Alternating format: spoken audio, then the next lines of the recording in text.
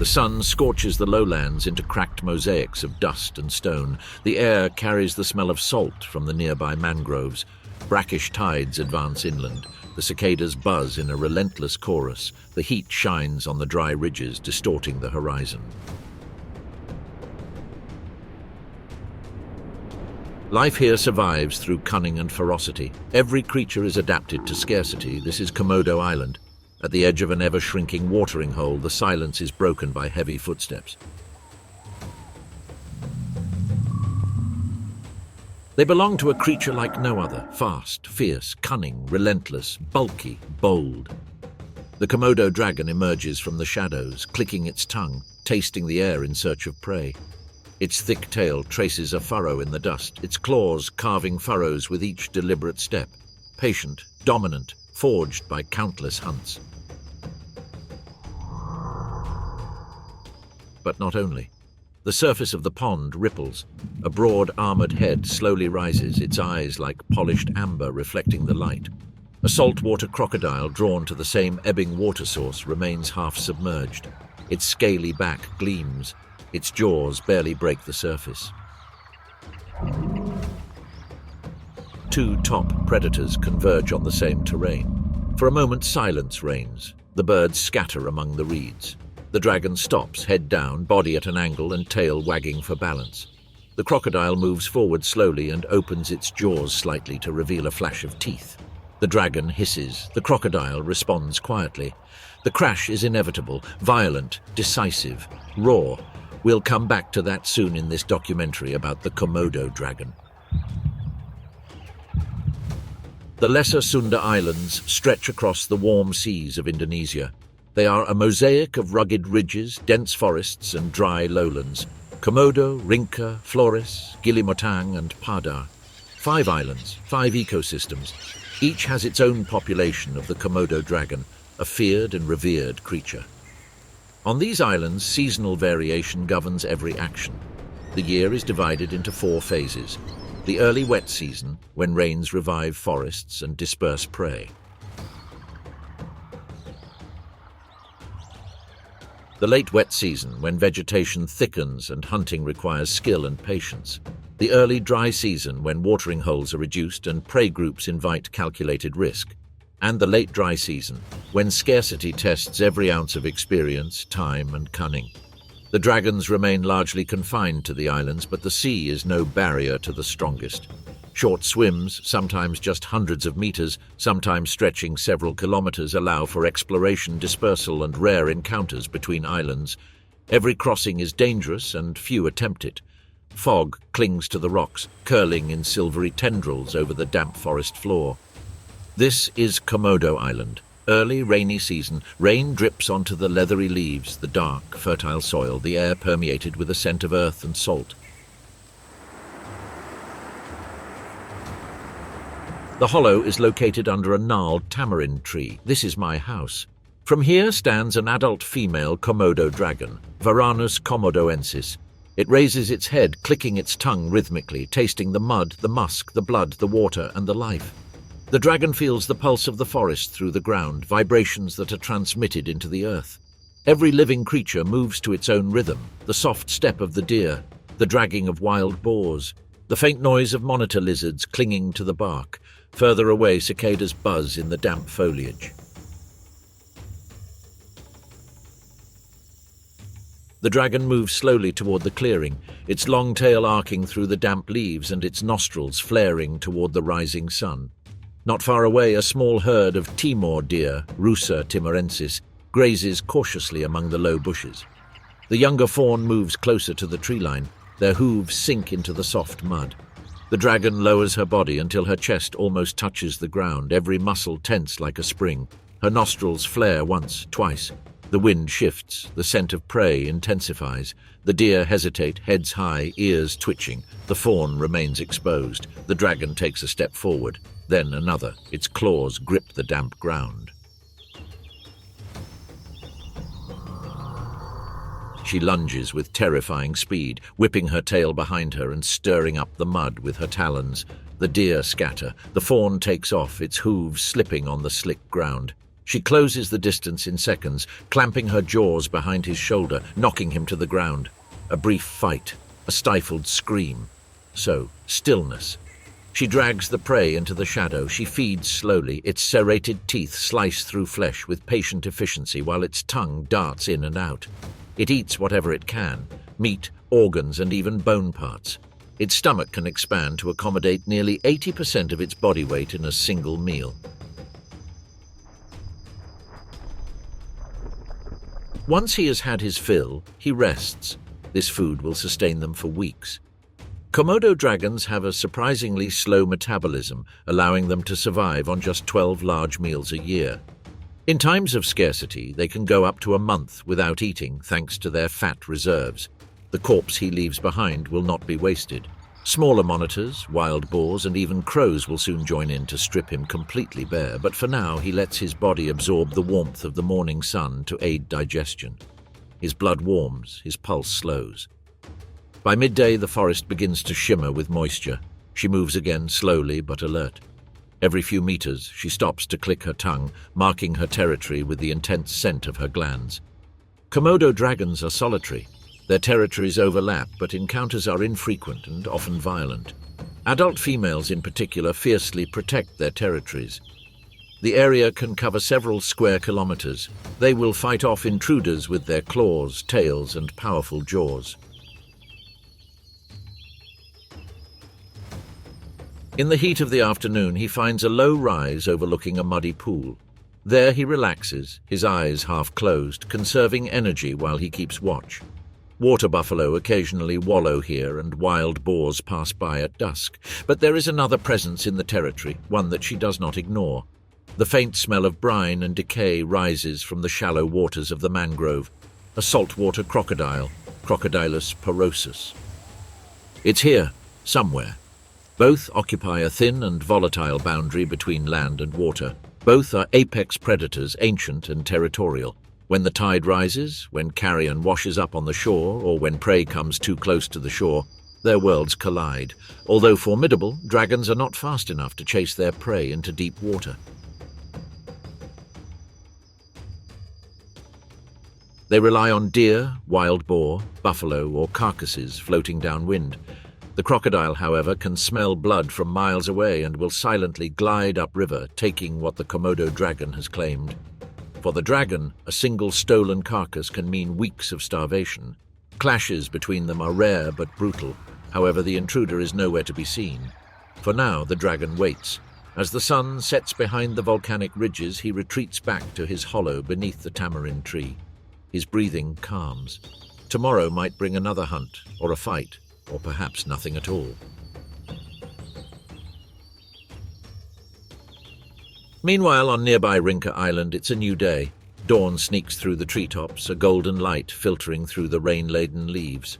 Drops fall like glass beads, breaking the stillness with soft tapping on the forest floor. Mist curls between the trees, drifting low and carried by the morning breeze. A young male Komodo dragon emerges from the undergrowth. Its scales glisten with moisture. The mud crunches beneath its claws. The air is thick, laden with the scent of damp earth and sea salt beyond the hills. It flicks its long, forked tongue, tasting the mud, the musk, the water, and the faint trace of nearby life. He stops beside a shallow stream. The surface shudders as insects dance across it. Frogs croak unseen. Birds squawk sharply from above, warning each other. The young dragon lowers its head to drink, its nostrils flaring. Its small but bright eyes dart toward the tree line. A sound, a deep, resonant whistle echoes through the humid air. From the top of the ridge, an adult male watches, older, bigger. He remains motionless, his body half bathed in the sunlight. With a slow, deliberate movement, he moves his tail in an arc and rakes the ground with his claws. It's a message. This crest is his. The young dragon freezes. He lowers his body, his head slightly tilted. A movement of his tail mirrors that of the old man, a cautious imitation. From below, imitate the posture. The older male watches briefly, motionless. Then, with a rumbling hiss, he advances. The young dragon tenses, his eyes narrowing. He knows what's coming next. An attack, a chase, and the wrenching bite of jaws stronger than his own. Lower your body, curl your tail tightly, and slowly back away. No sudden movements, no challenge. just walk away. The whistling fades behind him. He has observed, learned, and lived to see another dawn. The day will come after many hunts and many scars when he will claim his own crest. But for now, survival belongs to those who know when to give in. But hunger still gnaws at him. Luck is with him. The smell of blood spreads downriver. He follows him. The ground softens beneath their feet and mud rises between their claws. The stream makes a sharp bend and widens into a shallow pool. The smell intensifies. A carcass lies trapped in the reeds, a wild boar half-eaten, its skin torn by something larger. The water around it ripples gently, tinged with a fine layer of red. It stands on the bank, head tilted, its gaze scanning every shadow. The air hums with tension. The forest is never silent in the face of death. Crows hover on the branches above, cawing softly. Flies swarm in dense groups, and beneath the murky surface of the water there is stillness, heavy, patient, misleading, dangerous. The young dragon knows what it means. Crocodiles prowl the lower pools during the rainy season, attracted by the very scent of blood. One false step could turn the hunter into prey. It creeps closer, step by step. Its tongue moves, no movement, no ripple, except its own. Then he lunges and tears a strip of flesh from the carcass. The meat is cold, damp, half-rotten, but delicious. He feeds quickly, swallowing whole chunks, his muscles tense and ready to recover at the first sign of danger. A sudden splash. He freezes, jaws still half open. A shape transforms beneath the surface. He jerks back instantly, digging his claws into the mud. The water settles again, but he doesn't return. He retreats through the undergrowth, his flanks heaving, his chest rising and falling. The rain falls again, a light drizzle that drowns out all sound, softens every edge. The puddle falls silent again. The boar's carcass floats lightly, swirling in the current. At dusk, he lies beside the same stream, his eyes half closed and his tail curled along his body. He hasn't eaten enough, but his stomach is firm. Tomorrow is another day, another chance. Rain clouds hang low over the plains of Flores Island. A young female wades through knee-deep water, leaving a silent trail with her tail. Frogs jump out of her path, birds squawk in the sky, and macaques chatter in the distance in the trees. She stalks a Javan heron, a seasonal visitor, attracted to the flooded lowlands by the abundance of frogs and fish. Its once pale brown plumage now shines almost white during the breeding season, with amber-tipped feathers gleaming in the dim sunlight. He stands on a slippery, mossy branch sticking out of the shallow water, head tilted, eyes fixed on the rippling water below. The young female watches from the reeds, motionless except for the slow clicking of her tongue. A gust of wind ripples the surface. The heron twists, wings half open for balance. At that instant, she launches herself. The bird leaps upward, flapping its wings frantically. The dragon's claws cut through the empty air. The heron escapes with a high-pitched cry as it fades into the mangroves. The young female sinks deeper into the water, letting the current carry her scent. A water buffalo wades nearby, churning the water with its bulk. Small fish dart from its hooves and insects rise in clouds. The dragon watches from the reeds, motionless, its head barely above the water. A piglet sniffs on the bank, unconscious. She attacks, but the piglet escapes, leaving only a swirl of muddy ripples. Another failure. At dusk, the light softens. The mist dissipates from the puddles. He climbs a mound of dry earth, his body gleaming, and rests among the reeds. Around him, frogs croak, birds perch, and the air vibrates with life. Every hunt, every mistake shapes his instincts. One day she will be unstoppable. Meanwhile, the ridges of Gilimotang rise in ochre folds under a fierce white sun. The heat shimmers on the rock. A broad-headed, scarred, silent adult male dragon moves among them. Below, a narrow stream runs through the black volcanic rock. The edges are green with algae and life. He descends toward it, drawn by the scent of water and blood. Something has died here recently. He can smell it even before he sees it. A young boar, half submerged, its flank torn. He stops, nostrils flaring and tongue flicking. The water moves unnaturally. He knows that move, a saltwater crocodile. The surface bulges. The eyes break the water. Both predators freeze, assessing each other. The crocodile, a juvenile, remains a formidable opponent. It moves forward, approaching with deceptive calm. The dragon stiffens, its throat slightly inflated and its tail arched, ready. An explosion. The saltwater crocodile lunges, its jaws cleaving the surface in a spray of mud and foam. The dragon writhes sideways, its claws scraping the slick shore, its tail lashing like a whip. Water splashes against the stones. A hiss, a bellow, a guttural roar. The crocodile bites the air and closes in on nothing but mud and water. The dragon counterattacks, its jaws gripping the reptile's flank, its teeth tearing at its scales. The crocodile thrashes. Then it hesitates. Its strength lies in the water, but the shallows are too narrow, too exposed. The dragon's claws find purchase on the stones. His tail hits the crocodile's snout again. The crocodile spins, its powerful tail whipping water into the air. It backs away, retreating to deeper pools where the dragon won't follow. Ripples spread and the water settles into an awkward silence. It will avoid the shallow banks for a while. Instead, it will feed on fish, crustaceans, and any small mammal that comes too close. With each passing season, it grows stronger. Its body thickens with muscle, its jaws widen, and its tail curls with lethal potential. By the time the crocodile reaches maturity, it will have doubled in length and quadrupled in power. Its bite will break bone. Its tail will crush any resistance like a stone. Where it once retreated, it will dominate. Any dragon brave enough to challenge it on the riverbank will find its claws useless, and armored scales will deflect its attacks.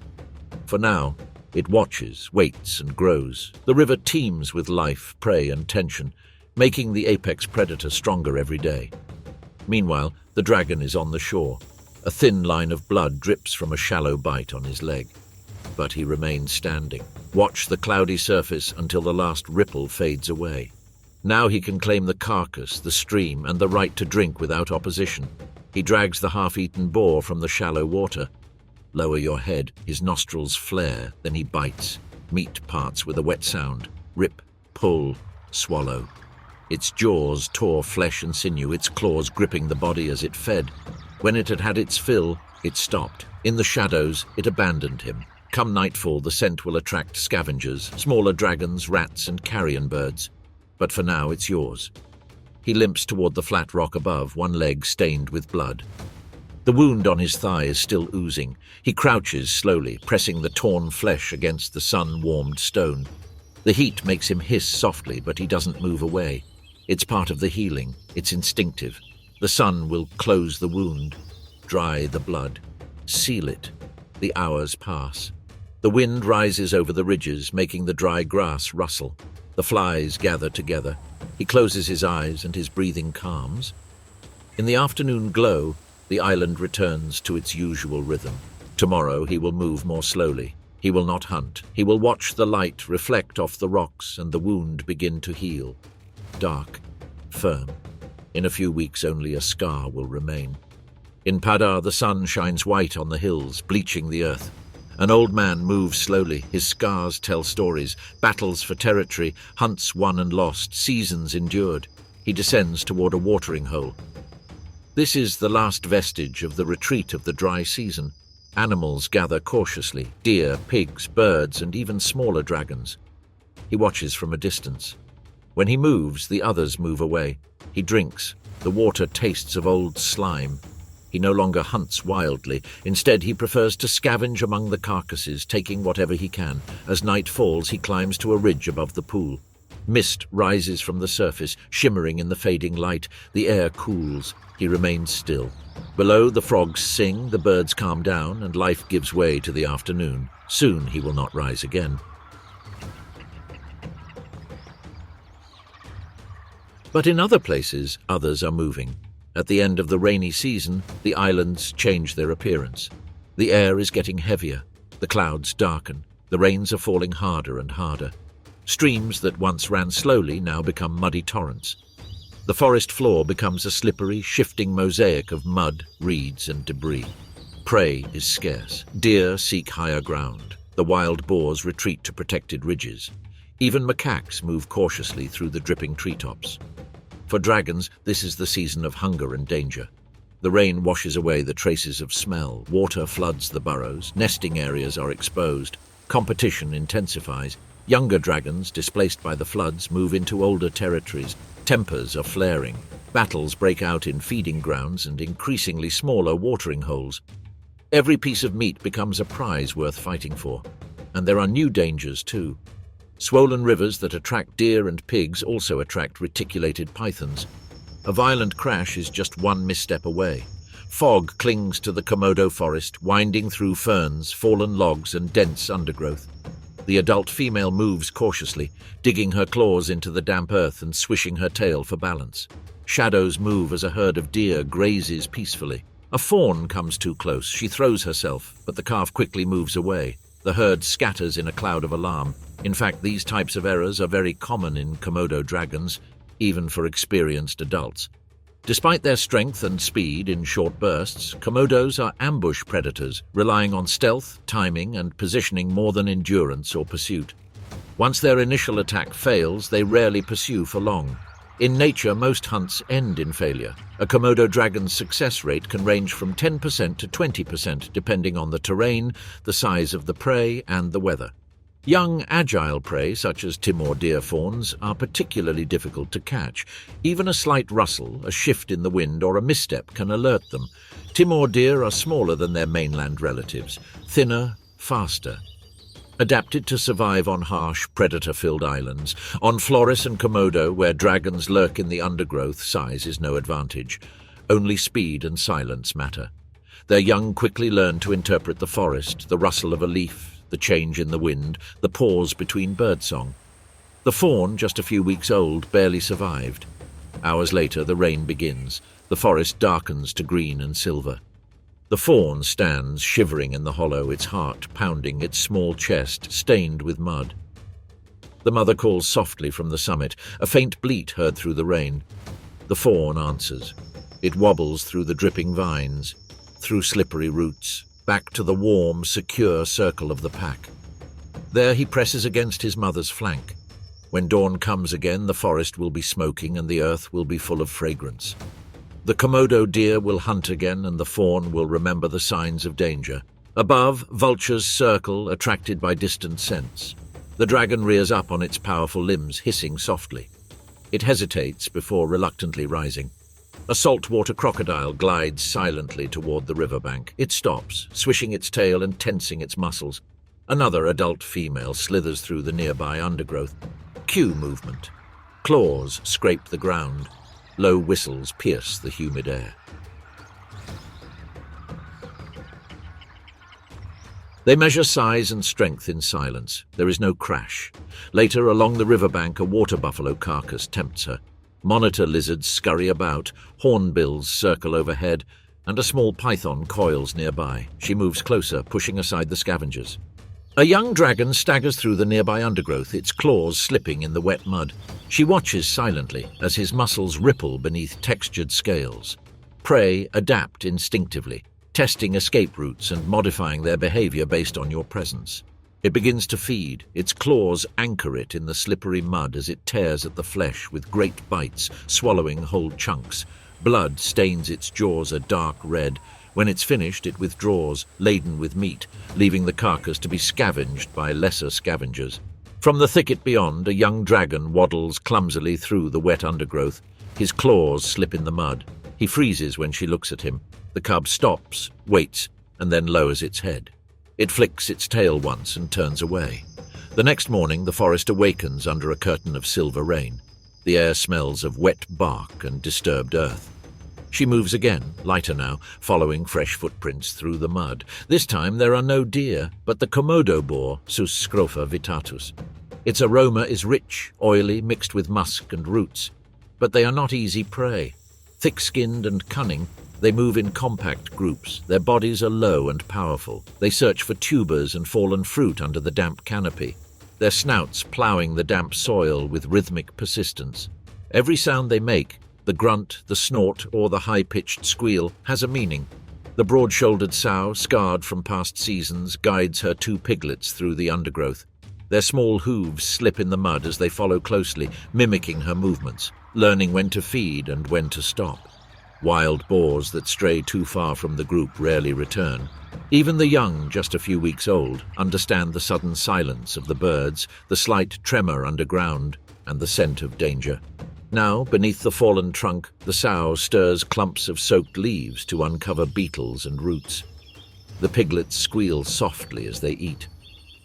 For a moment, everything is calm, but the adult dragon has found them. He stops, his nostrils flaring, the musky scent thick in his throat. His tongue darts in and out, scanning the air. The sow growls again, uneasily, turning her head slightly. The dragon crouches, inch by inch, pressing its belly against the ground. A single change in the wind gives her away. A leaf flutters. A twig breaks. The sow freezes and moves her ears. Then, a whisper of movement, and the forest erupts into chaos. The dragon lunges forward, its claws tearing through the mud, its jaws open and glistening. The piglets scatter, squealing. The sow charges sideways, but the dragon is faster. Its jaws close around the hind leg, dragging it down in a spray of mud and water. The air is filled with grunts and splashes. A violent tangle of sound and movement follows. So, silence. When it's all over, all that remains is the constant torrent of rain. At midday, the dragon feeds under a low grey sky while the rain hisses softly on her back. Around her, the forest regains its rhythm. As the sunlight fades, mist envelops her, her scales glistening and her muscles tense. She retreats into the shadowy undergrowth. Another day of hunting, observation, and assertion of dominance ends, and soon it will start again on a neighbouring island.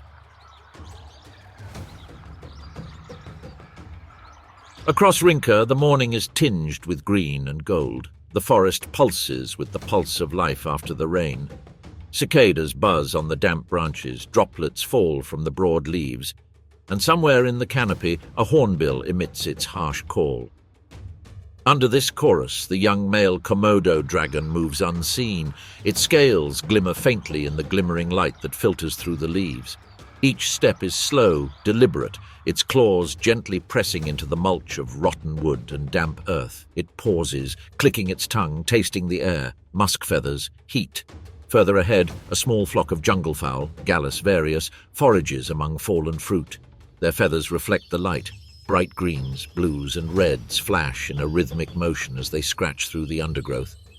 The male jungle fowl looks magnificent with its iridescent plumage. He is taller than the rest, watching out for danger. His dewlaps sway as he softly calls the hens, a low, rhythmic note. The young dragon watches, nostrils flaring. Lower your chest to the floor. Stillness, patience. The rhythm of the forest slows down with him. A hen approaches, pecking at the damp earth in search of beetles. The dragon's muscles tense, each scale moving lightly on its powerful tendons. A single flick of its tail stirs a fern, and the rooster's head jerks up. Silence fills the clearing. The eyes meet. The predator has been sighted. Then chaos breaks out. The jungle birds take flight, flapping their wings in the humid air with a furious noise. The dragon lunges, tearing leaves and earth with its claws. Its jaws clamp down on the void, just below the bright tail feathers of the fleeing rooster.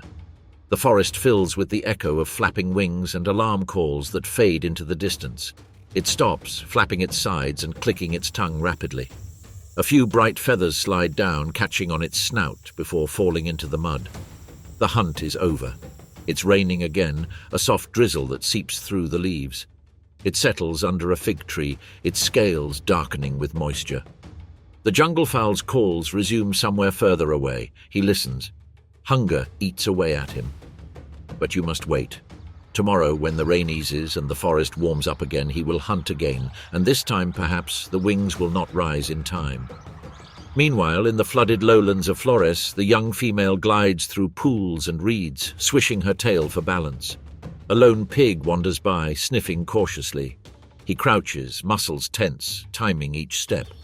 The pig is getting closer and closer. She lunges, slicing through the water and mud with her claws, but it gets tangled in the reeds. The fog swirls and muffles the sound.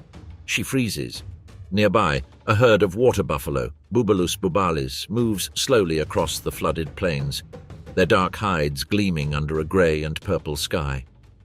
The air teems with insects, saturated with the scent of wet grass and turned earth.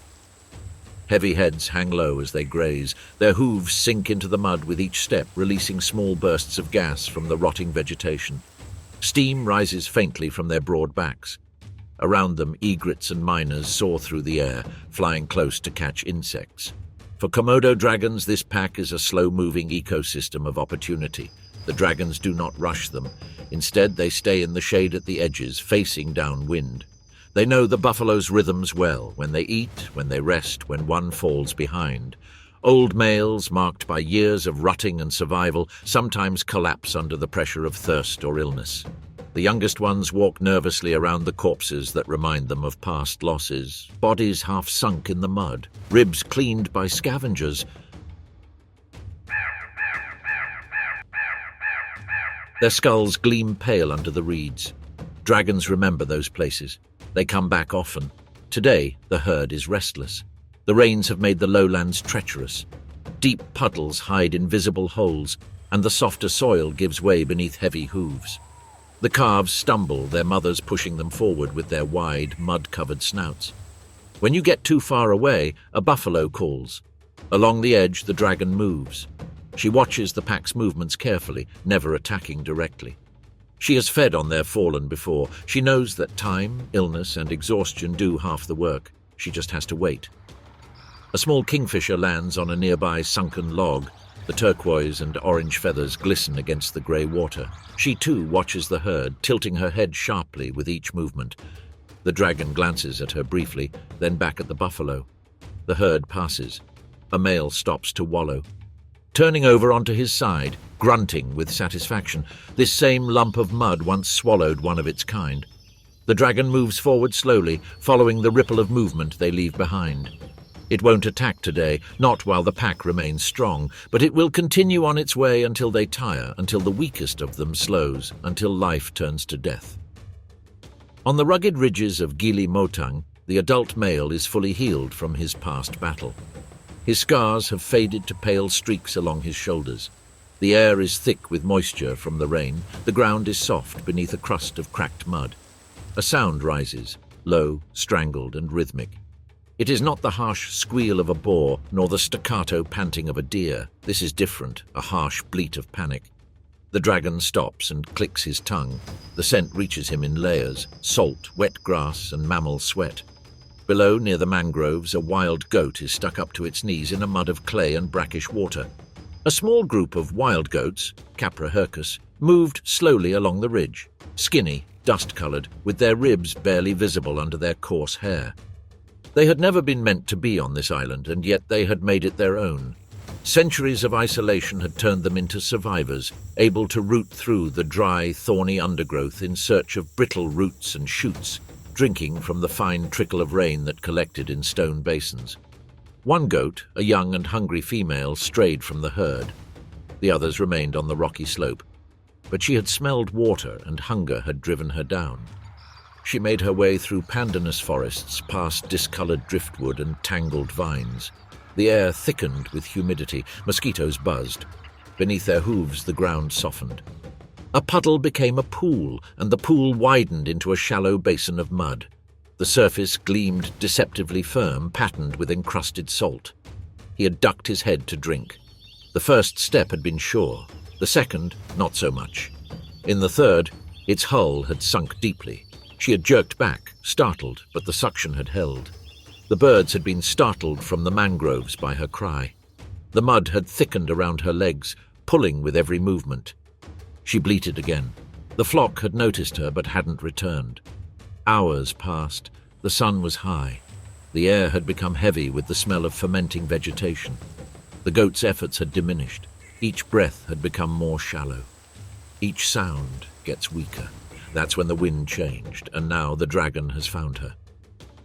The goat's white fur is now tinged with brown, its horns tilting awkwardly as it struggles against the pull of the mud.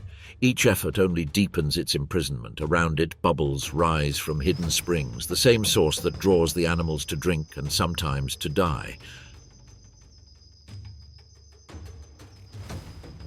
The dragon descends. Two young dragons are already there, crouching nearby, their eyes fixed on their struggling but hesitant prey. It approaches. The goat's bleat becomes shrill, then muffled. It jerks violently, splashing mud onto the dragon's snout. He is unfazed, then attack. Their jaws clamp down on the goat's neck. The young dragons rush forward, emboldened, but a hiss makes them retreat. The adult male feeds first, tearing at the flank. As he feeds, the others close in. When he steps away, full and heavy, they pounce on him. The mud stirs with movement, bones crunch softly underfoot. Sinking isn't a problem. Their body weight is distributed low and wide. Unlike goats or deer, which stand on small hooves that concentrate pressure on tiny points, Komodos move on four wide, outstretched limbs with claws that distribute their weight evenly. This makes them less likely to break the surface tension of the soft mud. Their bellies often skim the ground, further distributing their mass, so even on unstable ground they can crawl or creep without getting caught. Komodos are also highly sensitive to terrain. They are reptiles born on volcanic islands. Here, dry plains abruptly give way to mangroves and marshes. They can smell and feel changes in the soil's consistency through their limbs and bellies. They stop, click their tongues, and push a front paw forward, gauging the resistance before applying their full weight. This keeps them out of the deep mud. They are also partially amphibious in habit.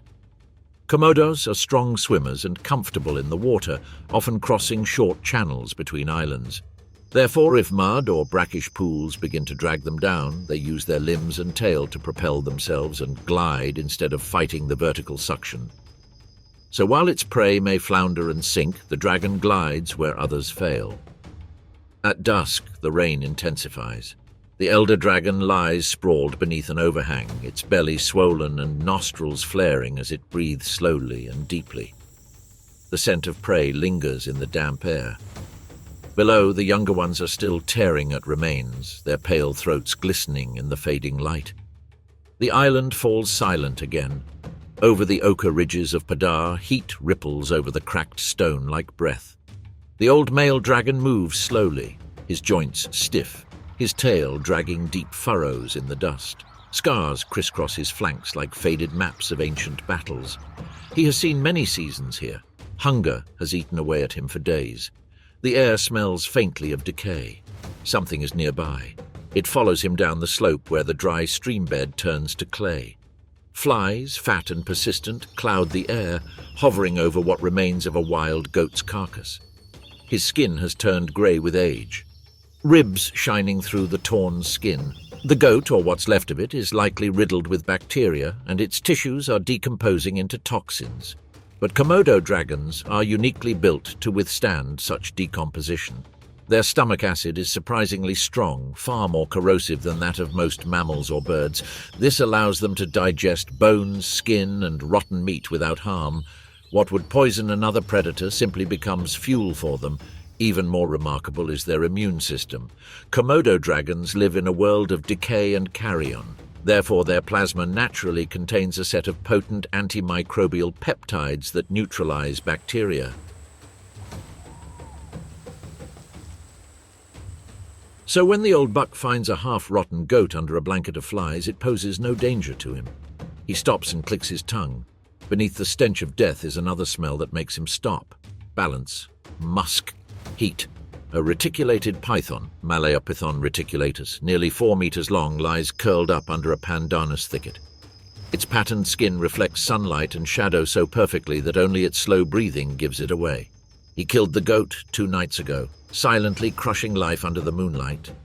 But he couldn't feed on it at that time, but she was forced to abandon it. During this feeding process, the snake is extremely vulnerable. It is slow, numb, and focused solely on swallowing. On Padar Island, even a small dragon can cause serious injuries if the python is caught in the middle of eating. After retreating, the python may return hours or even a day or two later.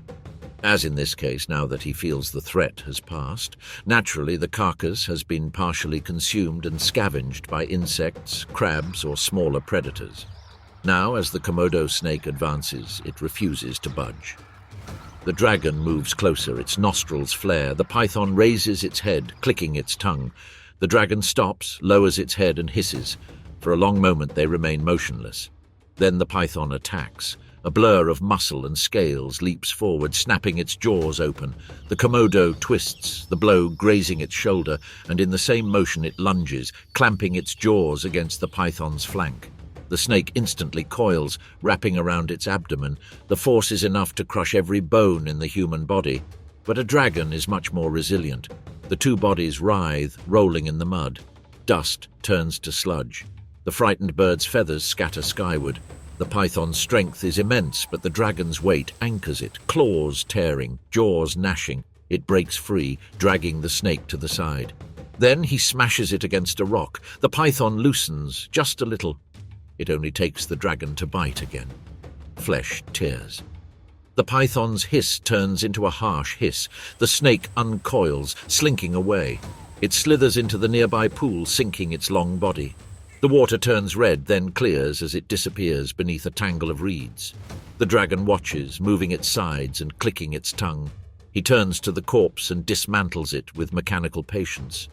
Her saliva glistens in the sun, thick with bacteria that will soon make this her sole cause of death. As the sun sets, the world quiets. Cicadas buzz, the air cools, and the faint whisper of water marks the python's slow retreat. It drifts beneath the mangroves, its body wounded, seeking stillness. For days it will lie there, hidden in brackish waters. The thick scales covering its spine and flanks remain firm. The tide gently hits his body, taking with it the heat, the swelling, and the recoil. The small abrasions on your skin will begin to heal. Fresh tissue grows beneath the hardened scales. Bacteria and minor infections are fought off thanks to a combination of a slow metabolism, cooler nighttime temperatures, and your skin's natural antibacterial properties. Sunlight warms shallow waters during the day, promoting circulation, stimulating repair. The python coils tighter with each passing hour, conserving energy and masking its presence. It neither feeds nor moves. On the fourth day, the small tears in its flesh begin to close. The swelling subsides. Where the scales were cut, a rough layer forms over the healing skin. Hard, scarred. This will remain as a permanent mark of survival. He cautiously raises his head, clicks his tongue, scans the air for predators and prey. His body, though still recovering, is ready to move again, ready to hunt, ready to claim territory. In this place there are no winners, only those who survive another day. And so another night falls, the fog thickens, the shadows lengthen. The old male Komodo dragon rests partially hidden, with his tail curled and his eyes alert. The season is moving forward. The rains have stopped. The fog no longer moves between the dense leaves. The earth dries, forming a cracked mosaic of red clay and dust. The watering holes are reduced to scattered puddles. The streams are reduced to small threads. The heat shines on the ridges and lowlands. The insects buzz urgently. The birds sing with higher notes. The prey moves cautiously. On Komodo and the neighboring islands, the dragons sense the change in the air. Muscles twitch, claws scratch, tongues flick. Hunger gnaws at them more insistently. Yet another rhythm stirs beneath the dry canopy. The scent of potential mates. Tomorrow the islands will witness the first glimpse of the courtship. The first roars of the competition. The earliest hunts were driven by the primal need to pass on genes to the next generation. The dry season has begun, and with that, the game changes. The sun beats down on the arid Komodo lowlands. An adult female moves slowly through the sparse foliage, her tail twitching and muscles tensing. A lone deer slinks toward a drying pool. It lunges, raking the earth with its claws and snapping its teeth. The deer escapes into thicker undergrowth. Undeterred, she continues on. He soon discovers a smaller, abandoned dam nearby. The birds disperse, the monitor lizards retreat, and a small python slips into the reeds. Bite by bite, it carefully searches for food efficiently. It moves along familiar paths, leaving scent trails on rocks and low branches. It flicks its tail and escapes with a low hiss. Potential mates and rivals sense your presence without confrontation. Somewhere in the distance, a man is moving. He has caught her scent. She feels it before she sees it. The vibration of his claws against the ground, the subtle shift in the wind. A low hiss escapes his throat, a signal both of warning and invitation. The male hesitates, gauging the distance, his body tense, his tail coiled like a spring. In these moments, dominance and desire become intertwined. He approaches slowly, his chest lowered, his muscles tense beneath his scaly armor. Their gazes meet. The female arches slightly, displaying her size and strength, but she doesn't flee. Instead, she stamps her feet, leaving a trail and a sound. The male responds with a low whistle. His first touches are cautious, a little nudge with the snout, a brief blow to the chest. Claws scrape the earth as they spin, testing weight, rhythm, and intent. The male gently presses against her, trying to hold her for copulation. She resists, but not fiercely. The courtship continues. When the male finally lines up next to her flank, chest to chest, his claws firmly planted on the ground, he gently holds her, brushing his jaws against her scales without harming her. She moves subtly, adapting but maintaining control. Timing is everything. One false move could lead to an all-out confrontation. Tongues move, the tails are swaying, the muscles flex. When the alignment is finally correct, the male presses and copulation begins. It is quick and precise. Once complete, the male releases her, stepping back to reassess. The female sways, lightly padding her feet on the ground, leaving trails of fresh scent that will linger. This indicates her availability to other men. Even after the act, their interaction is far from over. The male stays, circling cautiously, testing her tolerance. She hisses. When he finally withdraws, the air vibrates with the tension of what just happened. Other dragons in the vicinity sense it. Under the heat of the sun, the forest floor regains its rhythm. As dusk falls, he heads toward a shrinking watering hole. Hours later, twilight settles over the cracked earth and the shrinking puddles. Mist gently curls over the rocks. He retreats to the shade, tail curled and senses alert. Another day ends. Soon, life will grow beneath its scales. A new day dawns. He stops at the edge of a shallow clearing. The ground is soft and still holds the moisture from the waning rains. His nostrils flare. He sniffs the air for threats. Other dragons, opportunistic predators, even humans. It's a vulnerable moment. If disturbed, her eggs may be lost before any young emerge. Carefully, she begins to scrape with her claws, digging a shallow depression in the earth. Small crabs move aside, birds take flight, and insects scatter. She freezes at every sound, every moving shadow before continuing. For hours she works, shaping the nest, hiding it under a canopy of bushes and twisted roots. Finally, she crouches down, laying eggs one by one, her body trembling with exertion. A clutch of 20 emerges, pale and leathery, glistening in the soft sunlight that filters through the dry branches. Once finished, she carefully covers them, scraping loose soil, scattering leaves all over the nest. Its tail moves once, twice, obscuring the subtle contours of the hollow. Meanwhile, the lowlands glisten under the intense sun in Rinka. Watering holes are shrinking, forcing deer, pigs, and wild boar to group together. A young buck crouches among the bracken, his tail curled and muscles tense. A small stag wanders away from the herd. He advances stealthily, the muscles curl up, tail sweeps, then he launches. The deer staggers and collapses. He feeds quickly, wary of the monitor lizards, carrion snakes, and occasional crocodiles lurking nearby. The sun rises. A rival male emerges near a watering hole, larger and older. He swishes his tail, his claws scrape lightly. The young man stands frozen, weighing his options. Arrogant postures and low whistles signal alertness. When the older male approaches, he strategically retreats. As dusk falls, the shadows lengthen. The young male rests, partially hidden, with his gaze alert and his tail curled. Every hunt, retreat, and observation enhances his skill. Twilight sets in. The mist curls gently. He retreats to the shady undergrowth, his senses active. Another day of careful stalking, strategic retreat, and calculated scouting comes to an end.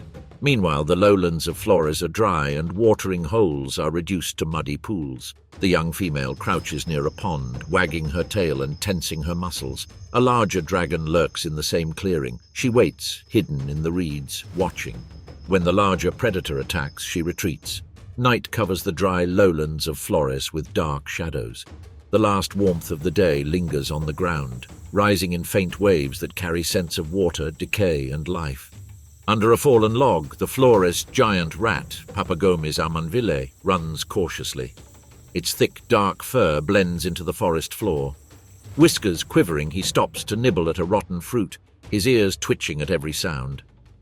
The forest is full of danger, and this rodent knows it. Its round, sharp eyes search for movement. Its claws gently scratch the earth and leaves, keeping it light, ready to bolt. From the edge of a reed-fringed pond, the young female Komodo dragon moves silently. Her tongue moves rhythmically, tasting the night air. She is alert and hungry. The rat senses something moving in the undergrowth. A slight, almost imperceptible tremor beneath its paws warns it of imminent danger. It freezes, its muscles tense, all its instincts on edge. The moonlight catches a flicker of movement, a shadow that gets closer and closer. His heart beats strongly. Survival is a matter of seconds. The dragon takes a step forward, then another. Its chest almost touches the ground, its body coiled. The rat waits, ready to take advantage of even the smallest opening. It darts toward a shelter beneath a tangle of vines, stopping mid-run to sniff the air. The predator mimics its every movement. A leaf breaks under the dragon's claws. The rat freezes, its ears flap, its tail stiffens, and its whiskers quiver. Then it launches itself sideways into a hollow in the roots of an ancient tree. The dragon reacts instantly, muscles bulging, claws raking the earth, and tail snapping to maintain its balance. The rat race is desperate but precise, dodging a step, slipping by inches from a snapping jaw. Mud splashes, leaves fly. The dragon lunges forward again, but the rat dives into the hollow, pressing itself against the cold earth, its heart pounding, barely breathing. Silence falls. The dragon pauses, tasting the air, noticing the rat's movement on the deck. She waits. The rat, its chest rising and falling slowly, trembles but remains hidden. After several long minutes, it cautiously ventures out, whiskers twitching, scanning the forest floor, every muscle poised for a sudden escape. It moves deeper into the thicket, alive, cautious and wiser. The young dragon, sensing the opportunity is gone, resumes his patrol. Tomorrow will be another day. At dawn, the sun shines on the sparse ridges of Gili Motang, casting sharp shadows on the craggy rocks. The adult male moves cautiously, tail curled and body crouched, conserving energy.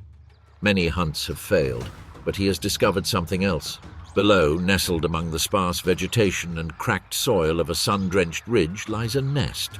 Carefully excavated in a shallow depression covered with leaf litter and fallen tree debris, it contains a clutch of eggs laid by a female Komodo dragon. She has been fiercely protective of them over the past few weeks. The nest is slightly hidden from above, protected by thorny bushes and a gentle slope. Egg theft among Komodo dragons is rare, but it does occur. Rival males may attempt it, drawn by hunger, competition, or the ruthless pursuit of survival. Nutrients and potential life await in a clutch of soft-shelled, leathery eggs. For the male, each egg is a compact treasure of proteins and fats. It approaches, pausing among the rocks, each claw finding purchase on the uneven surface. From the nest, faint tracks in the ground betray recent activity. The female has been vigilant, marking the perimeter with glandular secretions and tail arches. Still, he can't be everywhere at once. The adult male lowers his head, clicking his tongue. He tastes the air, sensing disturbances. Timing is everything. The opportunity arrives, the sun rises, the shadows lengthen, and the female briefly retreats to a distant ridge. He takes advantage of the opportunity. The muscles tense beneath its thick, textured scales as it approaches the clutch. The eggs lie exposed, their surfaces warm and their leathery shells mottled with fine grains of soil. It bites carefully, piercing the shell and bringing the soft yolk to its mouth. Eggs are fragile and many never survive. Some are lost due to flooding, others to warm up, scavengers or rival dragons.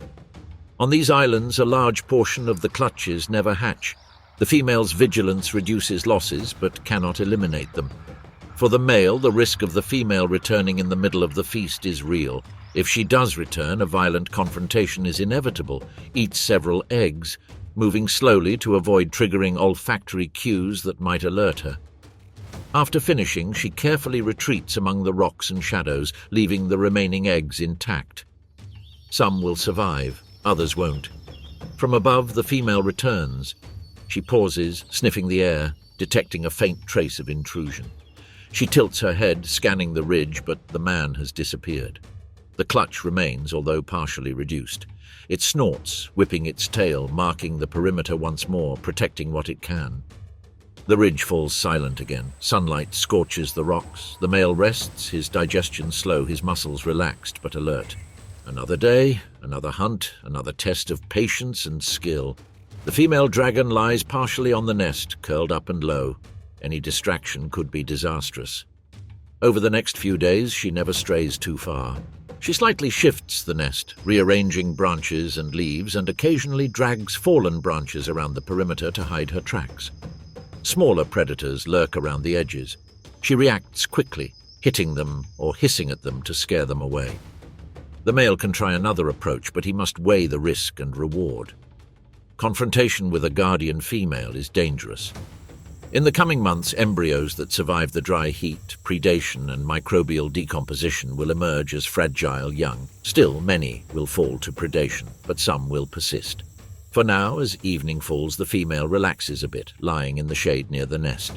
Sunlight filters through the sparse foliage. She remains alert, but for now the crested crest is calm. She exhales slowly. Survival is never guaranteed, but she maintains her dominance. Hours later, it's another day. The sun rises over the rugged hills of Padar, casting long shadows over the sparse lowlands. The watering holes are reduced to mud puddles.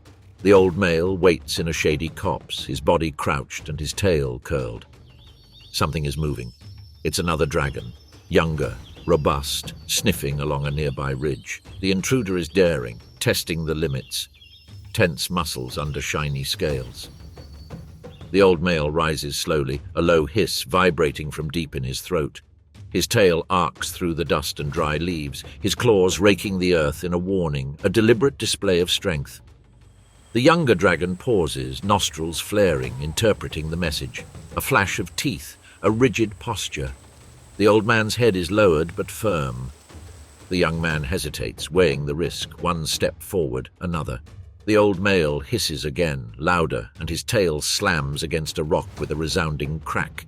The intruder staggers. The old male moves forward slowly, his body crouched, his claws making faint furrows in the earth. The younger dragon stops, moves, sniffs, and retreats. In a matter of moments, the bold rival vanishes into the shadows of the ridge. From nearby, a female emerges. She circles a watering hole, nostrils flared and tail swishing. The older male approaches her with slow, deliberate steps, his muscles tense beneath leathery scales.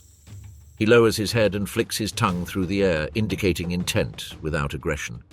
She pauses, wags her tail, and blinks. Moment, position, the subtle rhythm of courtship. He approaches, brushing his body against a rock to mark his territory. She approaches, sniffing him, assessing his strength and composure. A hiss escapes her, low and throaty, more a vibration than a threat. She responds with subtle nods and soft clicks of her tongue. Slowly, deliberately, they briefly intertwine in the mating embrace. The encounter is quick and precise. The act itself is consummated in moments. Afterward, the male retreats a few feet. She remains there, moving her tail on the warm earth, absorbing scent, energy, and presence. Nearby, smaller dragons watch from their hiding places, learning the rhythms of dominance, patience, and mating. Later, the female moves to look for a suitable nesting site. The old man resumes his day. He discovers a partially eaten carcass. Monitor lizards scurry, birds flutter. He shoos away scavengers. Bite by bite, he feeds efficiently, conserving energy. Subtle control ensures survival without unnecessary effort. The shadows lengthen as evening falls. He moves along familiar paths, wagging his tail and with his senses alert. Night falls over the rugged lowlands, the mist gently curling. He rests partially hidden, his body curled up and his eyes open. Every cautious stroke, every observation of young dragons, every food gathered reinforces his knowledge. Age has slowed his limbs but sharpened his instincts. Now the days are longer and the sun is higher. The lowlands become brittle. Dust rises in thin, billowing clouds. Water wells are reduced to shallow, muddy basins. The earth cracks at its edges. The vegetation curls under the relentless heat. The leaves turn crisp, brown, and golden. The insects buzz more and more insistently. For Komodo dragons, the world comes down to survival. Prey is scarce. Water is a precious and fleeting resource today. It is during this late peak dry season that the stakes rise. Food is harder to find. The watering holes are crowded. Rivals press ever closer to the limits of each dragon's domain. The smallest misstep can mean starvation. The mating ended long ago. Eggs have been laid and buried. The sun shines on the cracked Komodo lowlands, casting harsh shadows across the parched earth. In the midst of this unforgiving terrain, the female dragon crouches. Her tail coils in precise loops around the jagged stones. The muscles contract subtly with every slight vibration in the earth. Beneath it, the nest rests. A shallow mound of soil, sand, and leaf litter, carefully shaped and compacted to conceal the clutch within. Every leaf fragment, every pebble has been placed with instinctive care. The eggs are almost invisible beneath the protective layer. Small cracks begin to appear along the pale, leathery surfaces. The first movements of life pulsate within. Small tremors ripple through the ground with each paw of the cub. Tiny vibrations the mother feels through the sensitive pads on her belly. Her nostrils flare rhythmically, searching the air for the slightest hint of danger. Monitor lizards line the edges of the nest, but nothing escapes his attention. Above, birds circle, calling sharply and insistently. The circling kites detect movement among the rocks, their eyes alert to the slightest movement. The female moves imperceptibly, trailing a fine line of dust with her tail. Even the smallest ripple in the ground is recorded as a signal. She follows every movement with a patient and measured gaze, always aware of the delicate balance surrounding her nest. Rival dragons sometimes approach, drawn by the scent or curiosity. A younger but more muscular male approaches the edge of her territory. The female rises slowly, her chest low and her throat swollen, whistling a deep, low noise. Her tail lashes, forming arcs in the ground. Her claws rake the earth, scraping shallow furrows. The male hesitates, his nostrils flaring, weighing the risk. A tense moment passes. Then, recognizing the mother's firmness, he backs away. Life stirs inside the nest. The eggs move and crack, revealing tiny snouts and pale, wrinkled scales. The hatchlings push against each other, their claws scraping the earth and their legs trembling as they emerge into the warmth of the day. She hovers nearby, her tongue flicking, her tail curled and her chest rising and falling slowly. Every offspring reacts instinctively. Trembling, brothers pushing each other, exploring the nearest shaded crevice. Once they are born, they are on their own. The young are tiny, fragile and gleaming from the dampness of the nest. Their soft, flexible scales gleam in faint shades of grey and green. With claws barely strong enough to grasp, their tails flick uncertainly, scurrying through the leaf litter, the mud and their nest. The world above is huge. One careless step, one flash of movement could be the last. Instinct drives them immediately. They go up. Low bushes, thickets of thorny acacia, and even the lowest branches of trees become their first refuge. Every trembling leaf, every bird's song, every slight vibration in the ground makes their tongues click, taste, feel, learn. The mother has already left. At first, food is scarce and meager. The young feed on insects, ants, lizards, and bird chicks. Their jaws are sharp, but they hunt clumsily and opportunistically. A miscalculated blow wastes valuable energy. A well-placed bite strengthens. They constantly balance the need to feed with the need to remain hidden. The predation is relentless. Even other Komodo reptiles roam these same lowlands, patrolling territories and marking boundaries, ready to devour anything they can fit in their jaws. Monitor lizards scurry nearby, alert for unattended young. Birds of prey circle, searching for movement. Wild pigs root indiscriminately. They sometimes trample nests or young dragons that get too close. Survival is brutal.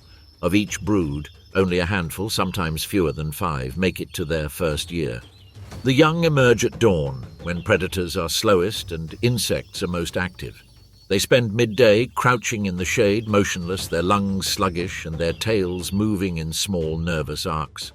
At dusk, they experience brief bursts of activity, hunting insects or exploring their surroundings. The nights are quiet. Any sound can be a death sentence. By the time they reach 1 year old, the survivors have grown considerably, even smaller than the adults, but stronger, more agile, and much more cunning.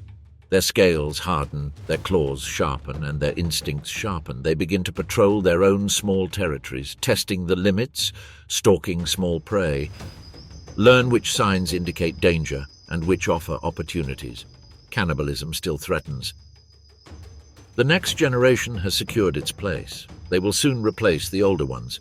During the peak of the late dry season, survival tests every muscle and sharpens every sense. In Rinca, young bucks prowl the ever-shrinking waterholes, prey gather cautiously, deer drift through the cracked pools, alert for any disturbance. Wild pigs root silently through the sparse grass. Young from previous clutches cling to bushes and low trees, their tiny, soft scales and claws barely providing a grip, instinctively scattering at the approach of any larger predator. Cannibalism overshadows them. Even a brief encounter with a juvenile or adult can be fatal. In Flores, the slender female moves along narrow paths between drying pools. It lurks cautiously, watching young dragons as they flit between their hiding places, looking for opportunities to hunt birds and small mammals. It feeds opportunistically, luring scavengers away from a half-eaten carcass, careful not to waste energy. The ridges of Gili Motang are filled with subtle tension. The adult male, recovered from previous battles, patrols the rocky outcrops, his muscles still tense, although his reflexes have slowed with age. He marks his territory with tail flicks and low hisses, imposing presence rather than constant conflict. A rival male stays on a distant ridge, watching and testing the boundaries. Young people explore and learn which cliffs and pools are safest, which roads lead to the dam, what threats should be avoided. In Padar, the elderly male is in decline. His muscles stiffen, his reflexes weaken, but his instincts remain sharp. Each encounter with prey is measured. The young cling to nearby bushes, tiny and vulnerable, while the young, growing stronger, begin to explore and assert themselves. Age will soon take its toll. He will soon be replaced by a younger, stronger male. This is the continuity of life here. Life beats on all the islands. Prey move cautiously, ears twitching and nostrils flaring, sensing vibrations in the cracked earth and dry grass. The young scatter among bushes and low trees, their tiny claws clinging to brittle branches, their bodies soft and their scales delicate. Young people continue, testing ambushes, stalking smaller mammals, learning what shadows hide danger, what smells warn of rivals. The adults move with measured patience, their muscles tense and their tails curled, observing every ripple in the water, every shift in the wind. Their dominance is silently asserted, low hisses, tail flicks, and deliberate postures. Knowledge is invisibly passed down from generation to generation. The seasons dictate the rhythm. At the beginning of the dry season, water is scarce, eggs are buried, and stealth reigns. At the end of the dry season, endurance is tested. Prey cluster around shrinking pools, juveniles face their first real threats, and older dragons measure each step. When the rains return, the vegetation grows, the prey disperses. The young grow faster, and hunting patterns change. Life and death occur daily. Missed shots, stolen murders, cannibalism among offspring, rival males expelled or defeated. Survival demands observation, patience, and precision. Every decision, every move reflects the island's rugged beauty, a constant cycle of hunger, dominance, learning, and legacy, woven into the pulse of Flores, Komodo, Rinca, Gili Motang, and Padar.